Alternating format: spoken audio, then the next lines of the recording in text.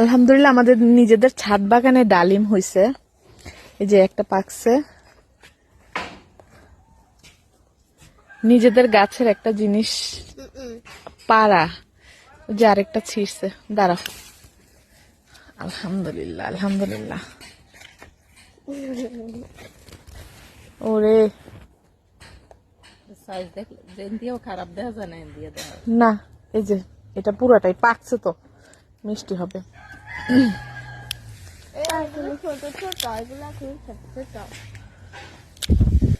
পুরাই তোমার এই যে পরিপূর্ণ হয়েছে। ধরার সাথে সাথে আমি পিঁপড়া আছে, সমস্যা নেই। জি মা, এই যে